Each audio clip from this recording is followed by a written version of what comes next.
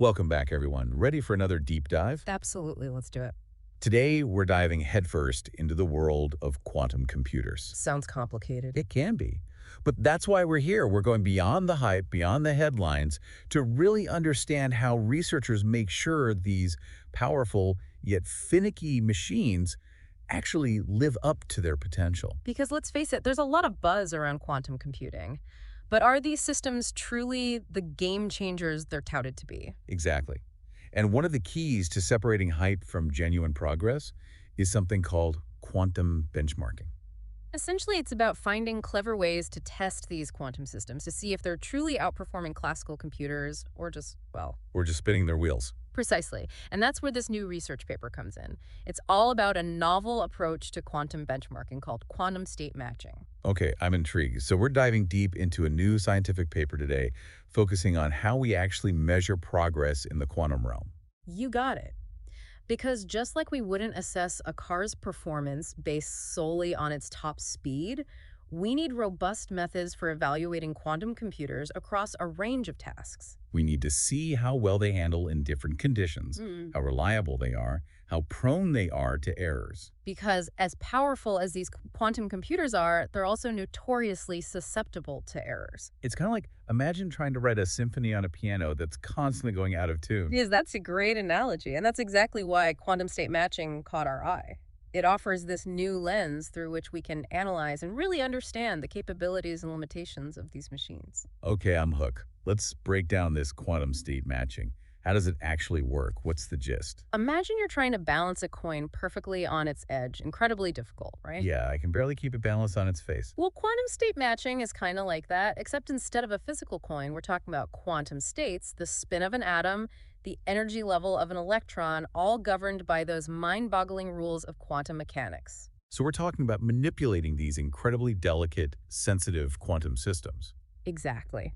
And the goal of this quantum state matching protocol is to gently nudge these quantum states into a very specific desired configuration. Like a high-stakes game of quantum billiards. I like that. And to guide these nudges, the protocol relies on two key parameters. Okay, lay it on me. What are these quantum parameters? The first one is called epsilon, and you can think of it as controlling how close we need to get to that perfect balance. A smaller epsilon means a tighter target, a more challenging task. So it's like choosing the size of your bullseye, smaller bullseye, the more precise you have to be. Exactly. Then we've got the reference state. This is the ideal, the perfect balance that we're aiming for with our quantum state. Okay, so we've got our target, we've got our desired outcome, but how do we actually nudge that quantum state in the right direction?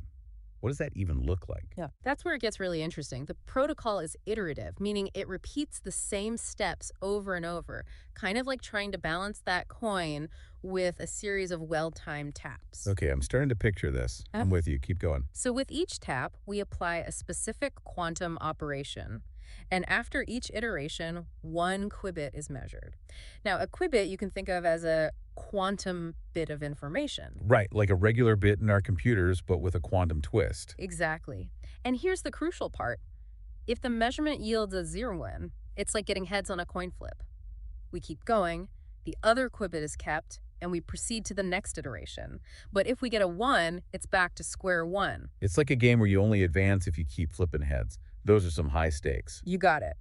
And the paper gets into some pretty intense math representing the whole process as an iterated complex quadratic rational map. Whoa. Let's maybe pump the brakes on the mathematical deep dive for now. Right, of course. The key takeaway for our listeners is that this map basically provides a detailed record of the quantum state's journey as it's being nudged. Precisely.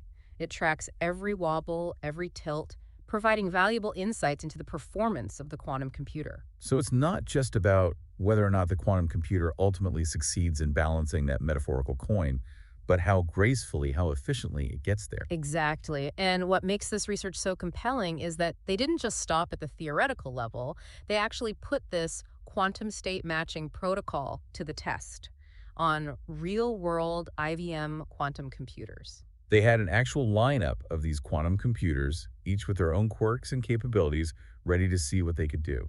Okay, now I have to ask, how do you even begin to test something like this in the real world?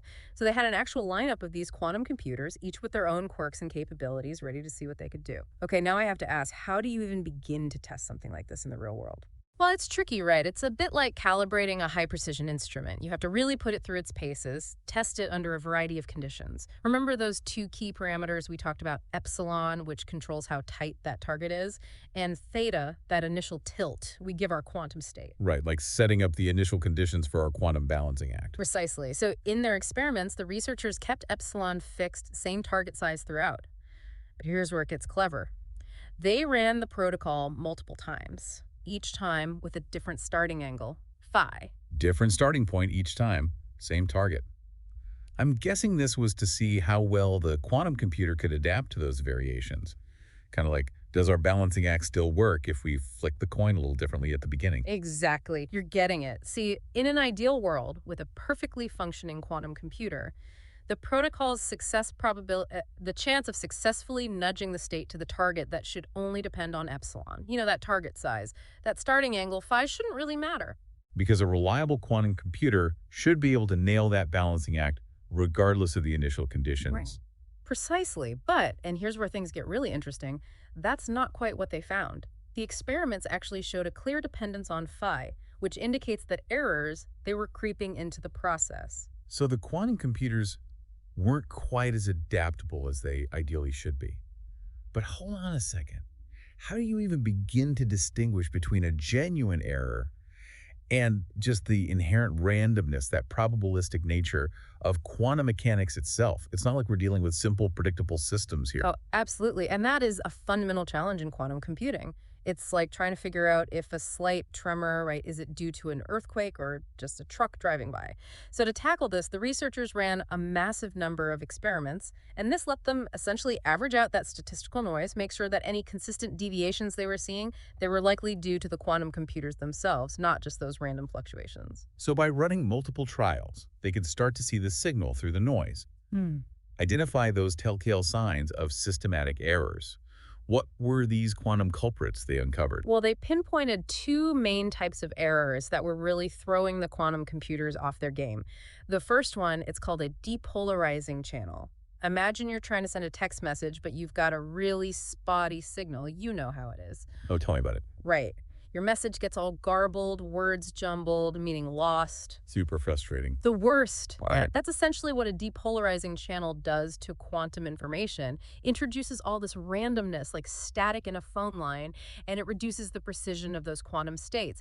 And generally, it just lowers the success probability of the whole protocol. So it's like our quantum computers trying to perform this delicate balancing act, but with shaky hands. Exactly. Now, the second culprit, it's called an amplitude damping channel, and it's a bit sneakier. Imagine you're using your phone, everything seems fine, but your battery, it's draining way faster than usual, some app running in the background. Okay, that's a sneaky error. You don't even realize it's happening until it's too late. Exactly. And that's amplitude damping, that hidden drain on our quantum system.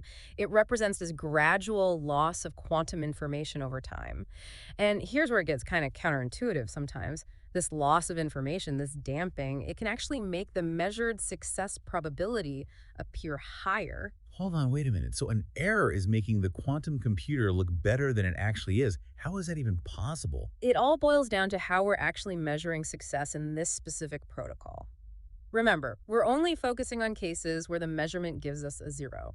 And this amplitude damping, just by its nature, it tends to make those zero outcomes more likely. So it's like our phone is subtly skewing the battery life results, making it seem like it's lasting longer than it really is. The numbers might look good on paper, but they don't reflect the whole picture. Perfect analogy. But these weren't the only errors they found. The researchers also uncovered evidence of these coherent errors, which are kind of like miscalibrations in the quantum computer's operations. Miscalibrations, huh? Okay, tell me more about these coherent errors. What makes them different and why are they so important to understand? Miscalibrations, huh?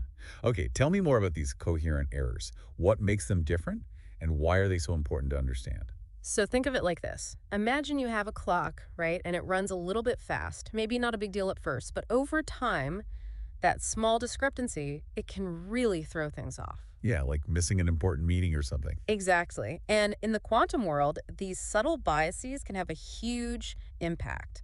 The researchers, they were particularly interested in misrotations within those quantum gates, those fundamental building blocks of quantum circuits. Right, like tiny errors in how those gates operate. And even these tiny errors, they can cascade into much bigger problems down the line. It's like a domino effect, right? Yeah. A small error at the beginning can ripple through the whole computation. Precisely.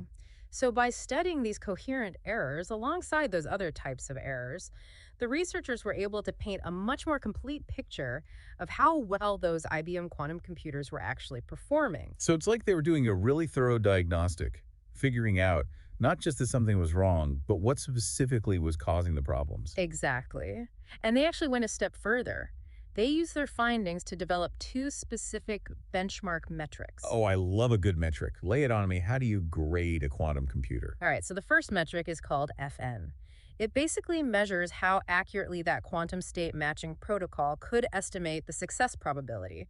Remember, that's our measure of how well the quantum computer can nudge that quantum state to the target state. Higher FN means a better performing computer, one less affected by errors. Got it. So FN is telling us how reliable the results are, how well the experiment matches up with what we'd expect theoretically. What about the second metric? Okay, so the second metric is SN, and it's all about consistency. It quantifies the spread, the noise in the experimental data. So a lower SN means the results are all nice and tight, suggesting the quantum computer is more stable, less prone to those random fluctuations. So high FN for accuracy, low SN for consistency. Sounds like a recipe for a quantum computing success. When the researchers put these metrics to the test, did they find any surprises, anything unexpected when they looked at those IBM machines? Here's where it gets really interesting. They found that a quantum computer's performance on these new metrics, these more nuanced metrics, it didn't always line up perfectly with its reported quantum volume. Hold on, back up for a second.